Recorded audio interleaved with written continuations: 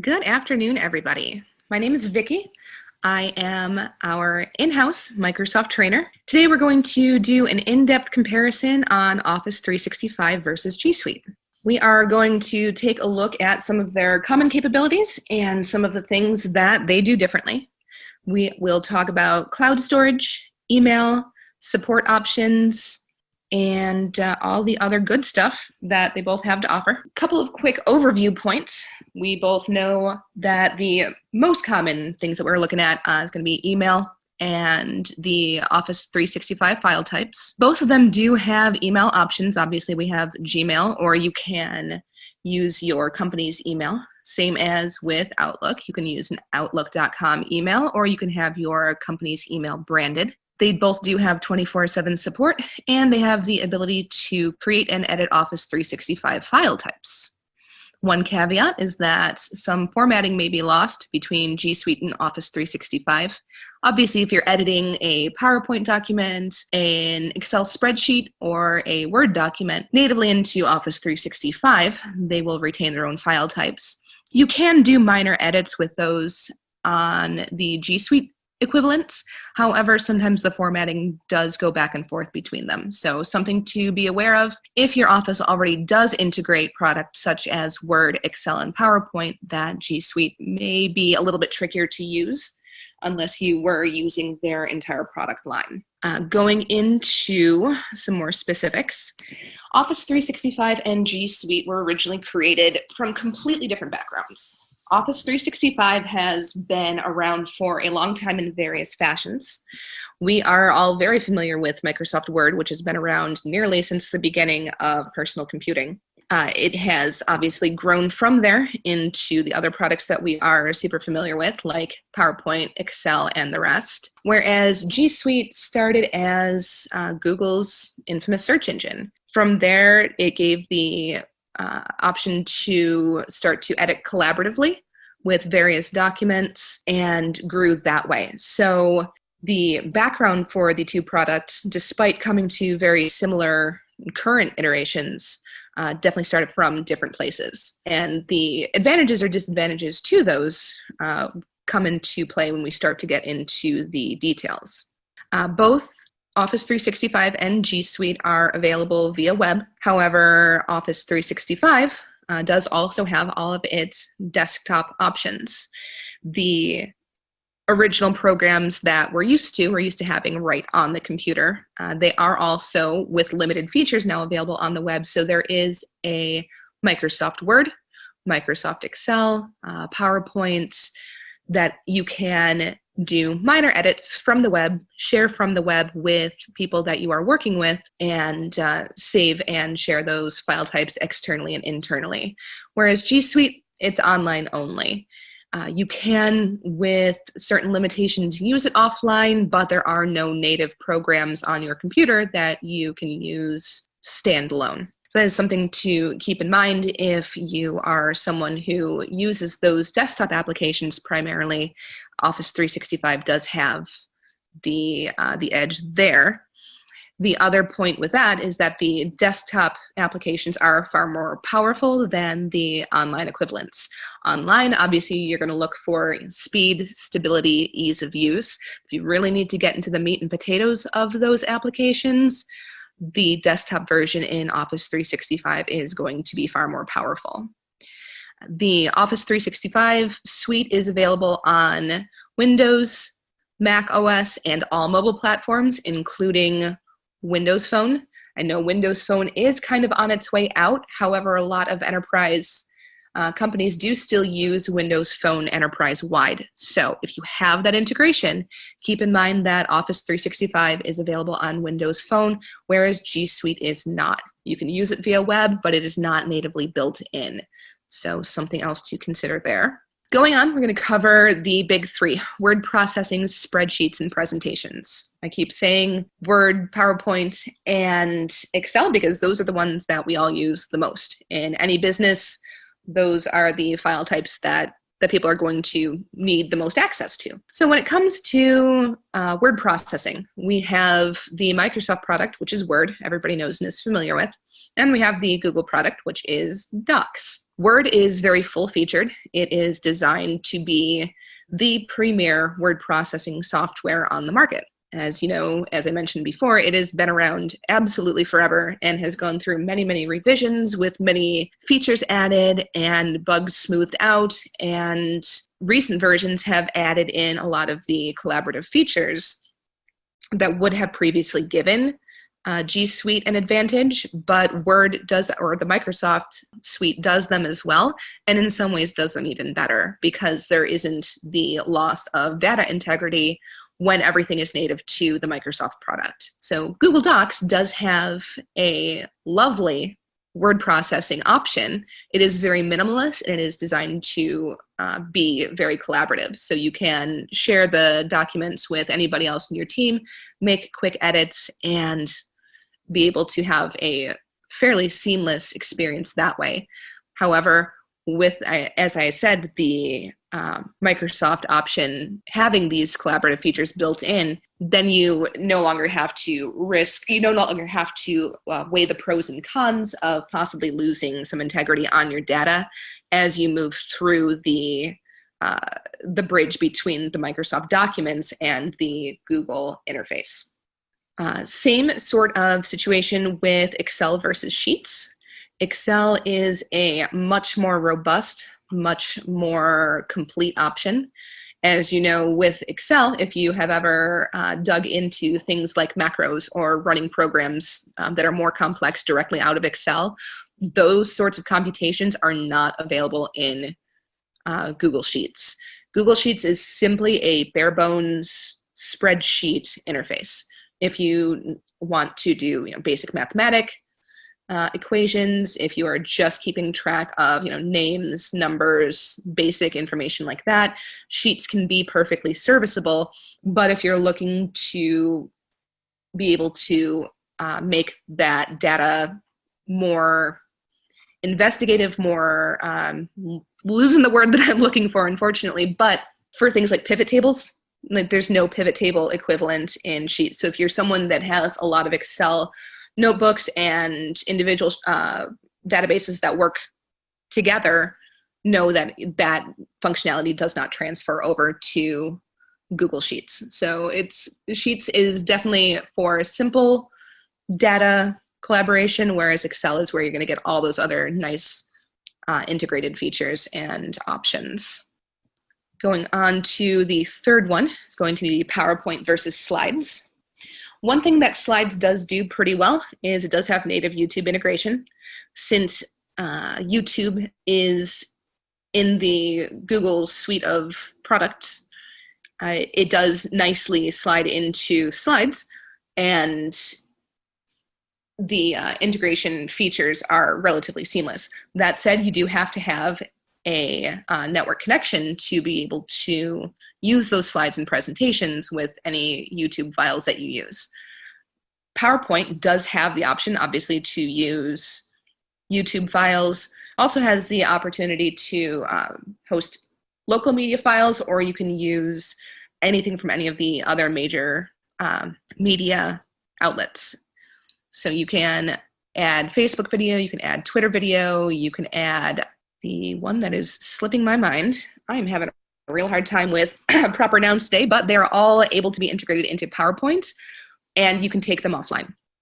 So once you add the media file to PowerPoint, you can take it with you, even if you don't have an internet connection wherever you're giving the presentation.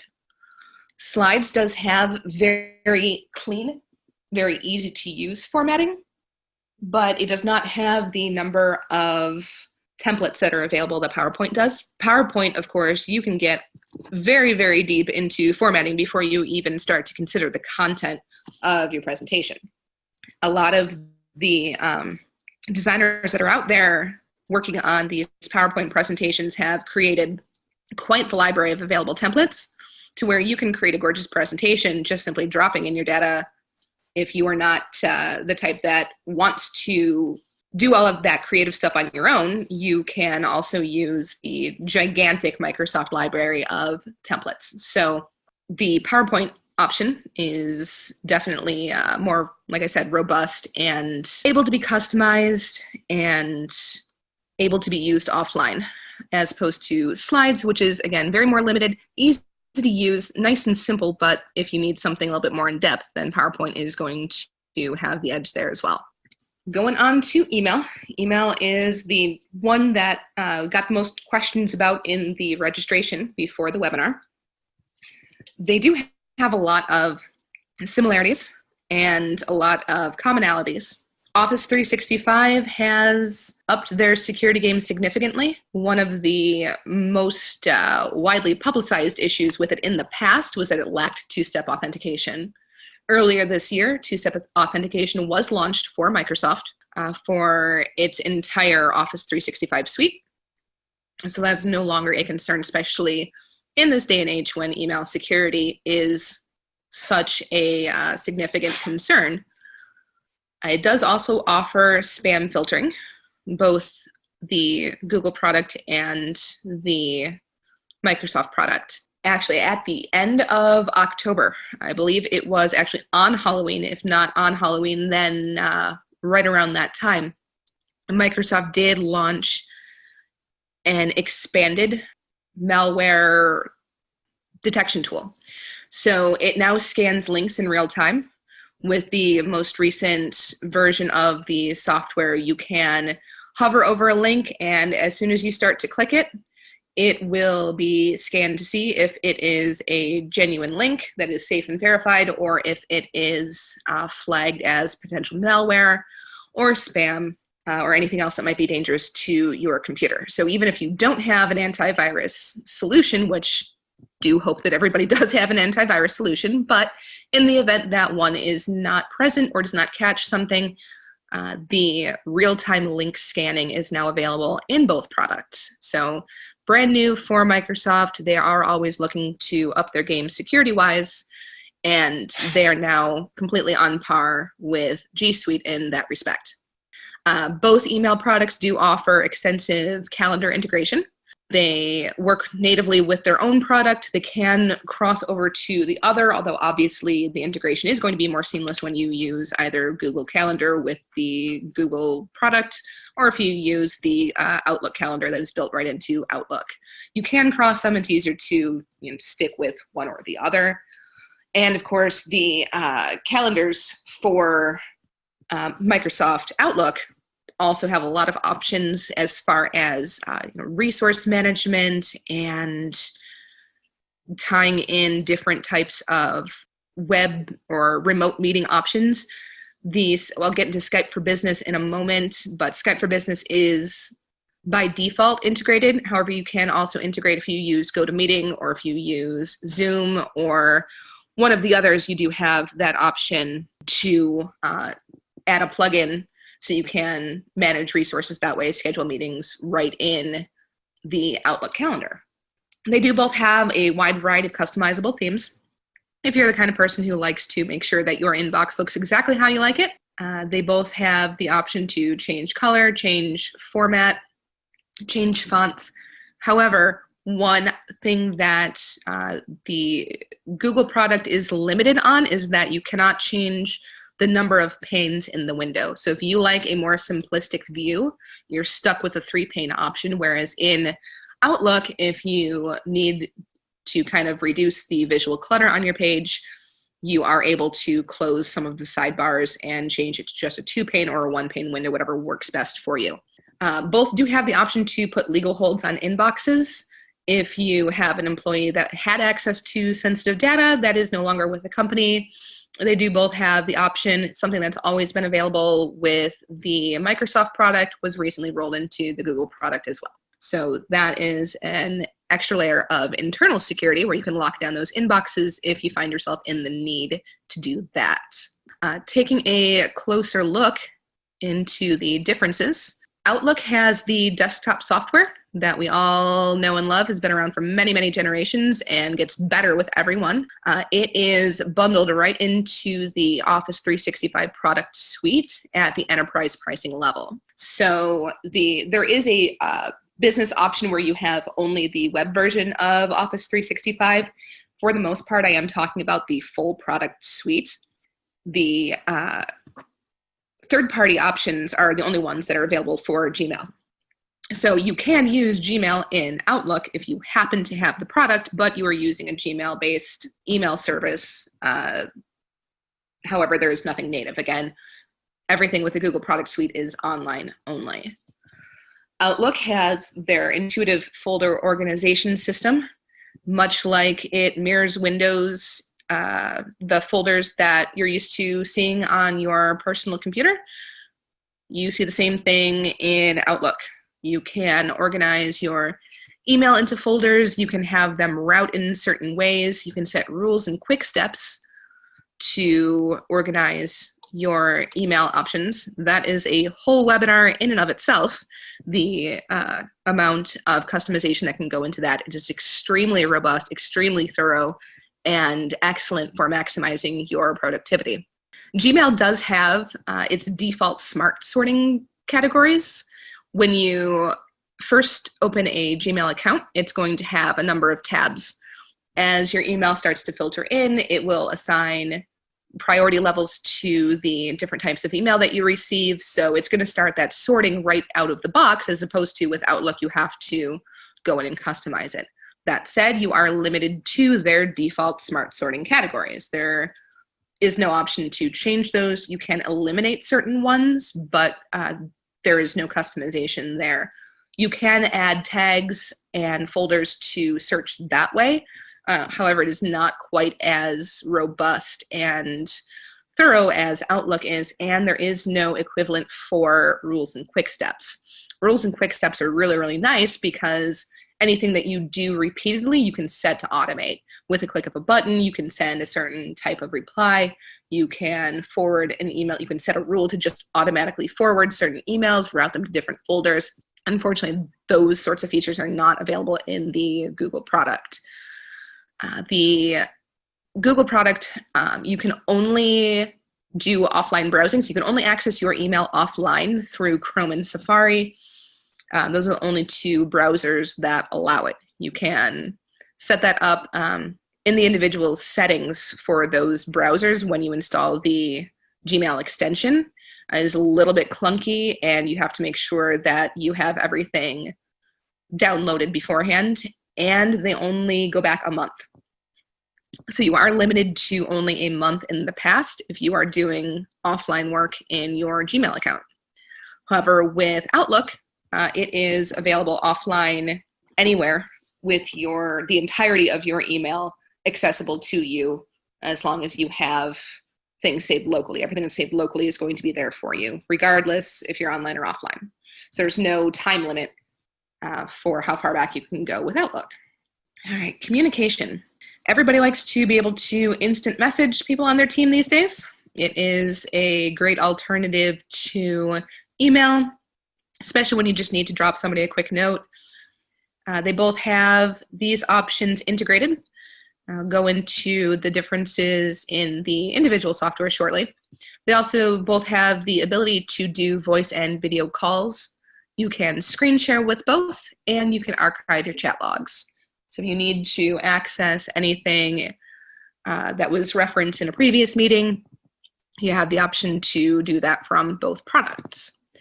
So the products that we're looking at are Skype for Business and Google Hangouts. Skype for Business is pretty new, and from using it myself, it is fantastic. It's gorgeous. The user interface is very clean, very simple, and very easy to navigate. It is capable of being fully integrated into an enterprise class telephone replacement. So if you wanted to set up Skype for Business to be your enterprise phone system, that is an option with the Office 365 product suite. Because it is so integrated into the Office 365 product suite, it gives you a lot of additional functionality as far as scheduling meetings, communicating about the meetings, about phone calls, sharing files right from any of the other items in the product suite, so on and so forth. The uses for it, I have not even discovered everything as of yet. Haven't had the opportunity to play around with it nearly as much as I would like to, but it is exceptional. I have yet to want to do something that I have not been able to do. If I'm in the middle of a Skype for Business meeting call and I need to send someone an Excel file, I don't even need to find it on my hard drive. It is intuitively available for me if it is topically related to the meeting. So it's very, very robust and integrated option. The nice thing about Skype for Business as well is that it has max participants of 250. As opposed to the Google Hangout options, you are limited to 25. So if you have a bigger business or if you wanted to do a webinar like this, you are definitely going to need something that has a higher number of people allowed in the room. Google Hangouts is nice because you can sync conversations across devices, especially since so many people use Android phones, that it is nice to be able to just have it already on the phone without having to install any additional software. It's built into those G Suite apps, but like I said, you are kind of limited in what you can and can't do as far as how many people are getting in there, and you don't have as much of those communication integrations. It's very much a standalone product in that it does not intuitively guess what other files you may want to reference in your individual meeting. Whereas Skype for Business seems to know what you're talking about before you even start talking about it, which is really, really neat. Going forward into file storage and syncing, both of them do have cloud and local machine options. You can sync between them.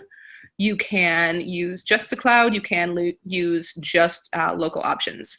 If you want to edit collaboratively, obviously you would want to lean more towards the cloud. If you are someone who does not need to share your documents as much, you can save everything to your local computer. Either one works just as fine. You do have more storage options. We'll get into that with the pricing. For the Microsoft product, you get a little bit more file storage space. Both of them do allow the ability to share within and outside the organization, so you can collaborate with anyone who has the same product suite, as long as they have access to the Google product suite, you're using Google, or if they have access to the Microsoft product suite, you can do that collaborative editing with anyone else as long as you give permissions, and you can set permissions for individual files. Both of them also have online readers and editors for quick viewing and editing. As I did mention, the Microsoft Office Quick Editor is a little bit less feature-packed than the desktop one. However, you can do a surprising amount on it. I actually did this entire PowerPoint presentation on the web version. So it does have quite a bit of power, and it looks quite nice. However, with all of those files that you are sharing and uploading and working on wherever you do it, cloud or local, content management is where we really start to differ in power. Talk about Google Sites first, because it is fairly simple. If you're used to using Wikipedia, Google Sites is going to look very familiar to you. It is very quick to deploy. It is very simple and user-friendly, and it references other pages within Google Sites via links, much like a wiki page does. That said, customization is very limited. There are not a lot of themes and options to choose from, and you cannot alter the HTML in the site itself. So you're limited to the pages the way that it is, or the way that they are set up out of the box by Google. The other big part is that the search capabilities are limited to the individual sites. So if you have data uploaded to a site, you can access it within the sites. However, if you want to reference a spreadsheet that has not been linked to the site, you're not going to see it there. This is where SharePoint picks up the ball and runs away with it, because SharePoint has the ability to access anything that is within your enterprise server. If you have an Excel spreadsheet that is uploaded to your Office 365 server or your Office 365 cloud management, it's already available to SharePoint. All you have to do is navigate to it and find it, and you can place it in the relevant category on SharePoint where you need it to be. It saves you a lot of time. You don't have to do a lot of additional uploading. It's just already there. Also gives you the option to check in and check out to prevent simultaneous changes. So if you and a partner are working on something, especially let's say it's something that is like an Excel spreadsheet that has some macros built in, where if you alter one point of it, it changes the functionality of the entire sheet. It's very important to have that check in, check out, so that you're not writing over what the other person is doing and breaking the functionality of the document that you're working on. It also does include metadata tagging. So very similar to how sites functions, how a wiki type page functions, SharePoint does also use links to reference pages within itself. It just has that additional option to also reference files that are elsewhere in the enterprise. It does also keep track of version histories and related documents. So if you make a change to a document within SharePoint or page within SharePoint, and you wanted to know what changed, say that you're looking at something and you need to know what the difference is from the way that a certain workflow used to be, you can look back in the history and go, oh, this is how the workflow was before, this is the change that's made now. Whereas within sites, it does not keep track of that. If you make a change, the change is there. SharePoint does also have automated workflow processes. This is something else that could be its own webinar all in and of itself. SharePoint itself probably deserves its own webinar. It's very robust, very thorough, and has more options than you can shake a stick at. It has the ability to, if you access certain pages in SharePoint, trigger responses based on what was accessed, based on what changes were made, based on what files were uploaded, based on what files were removed or what projects were closed. So SharePoint is an extraordinary content management product in the way that it keeps track of everything else within the enterprise and interacts with it. So Sites is good for easy local file management, but it does not come close to having the integration that SharePoint does, which I'm sure you're starting to see a theme here, in that if you are looking for something to be thoroughly integrated, to natively talk to itself and the related products, the Microsoft product is extraordinary in its ability to do so. Other matchups, there are note-taking options for both the Google product and the Microsoft product. For Google, the option is called Keep. It includes individual, simple, standalone notes. Kind of looks like Post-it notes, and they kind of operate like Post-it notes. They stand on them by themselves. There's no way to link them together, but you can share them, and they can be edited collaboratively. So nice for simple note-taking or lists. However, OneNote, as if we're keeping with the metaphor, OneNote is a 3-ring binder that has absolutely every note that you've ever taken, and it can be indexed and referenced elsewhere. The coolest thing with OneNote and its ability to be integrated into some of these other products is that, for instance, if you are in a meeting, you can take meeting notes, share the meeting notes instantly within the meeting. After the meeting is over, you can go back into your calendar if it's 3 months down the line and you need to know what exactly happened during that meeting, or if you know that something was referenced in this meeting but you don't remember the context, but you know somebody took notes on it, you can go back into your Outlook calendar, open the OneNote file that's associated with that meeting already, because as soon as you start editing it within the meeting, it automatically shows up in the calendar. Open that, see what notes were taken on that date, and have that resource available to you. So OneNote keeps track of everything, as opposed to Keep, which is cute little Post-it notes that are good for short thoughts, but not nearly as robustly integrated. The other popular products with Microsoft, they're kind of new, upcoming, and people are very, very interested in them, are completely unique to Office 365. We've got Delve, Flow, and Bookings. Delve is a piece of software where it looks at everything else you're doing within Office 365 and immediately shows you what it thinks you are most interested in.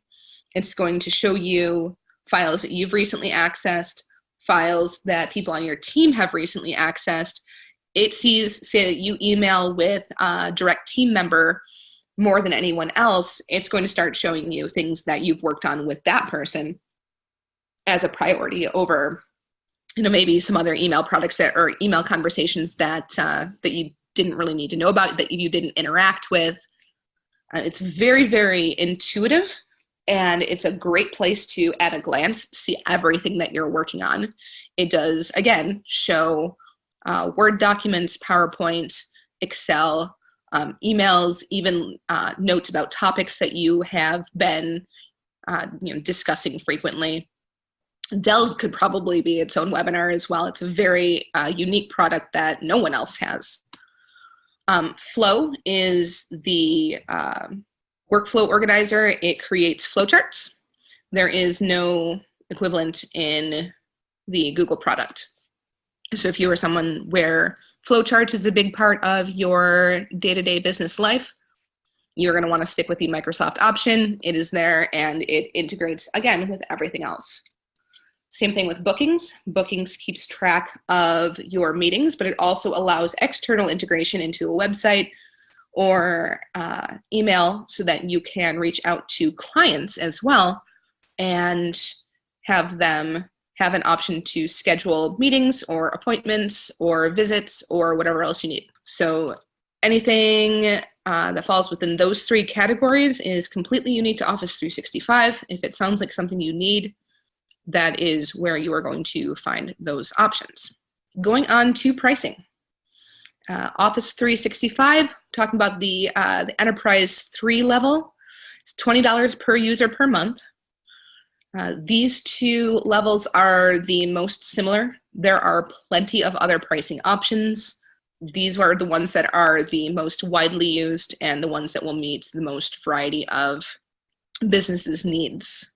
So Office 365, $20 per user per month for the web and the desktop application. So it's all of the Office 365 suite, as well as the computer version of the full versions of Microsoft Word, Excel, PowerPoint, and the rest of the productivity suite. It does come with unlimited cloud storage and 50 gigabytes of email storage. So they are separated.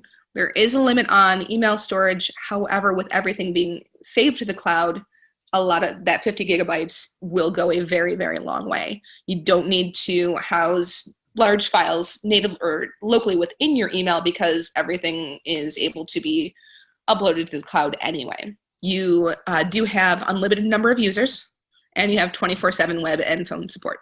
G Suite Business is their middle tier. It's $10 per user per month. It is obviously their online-only product suite. They do have unlimited cloud storage, including email, or 1 terabyte if there are fewer than 5 users. So you only get unlimited if your business has more than 5 people enrolled in the G Suite product. You do have the option for unlimited users and 24/7 web and phone support. Final verdict. G Suite is a lovely product that is minimal and serviceable for basic needs. However, if you need robust, feature-packed, professional, customizable software, if you need it to do everything and do it well, and if you want everything to play perfectly with each other, Office 365 is going to be the hands-down winner. You can't beat it. It is by far the most popular product on the market, and it's there for a reason. That is the final say that we have on this. If you have any questions, you can reach out to us after the webinar. We will make sure that our contact information is available to you. And if you have questions down the line, please don't hesitate to reach out. That is everything. Thank you very, very much for watching. You all have a fantastic afternoon.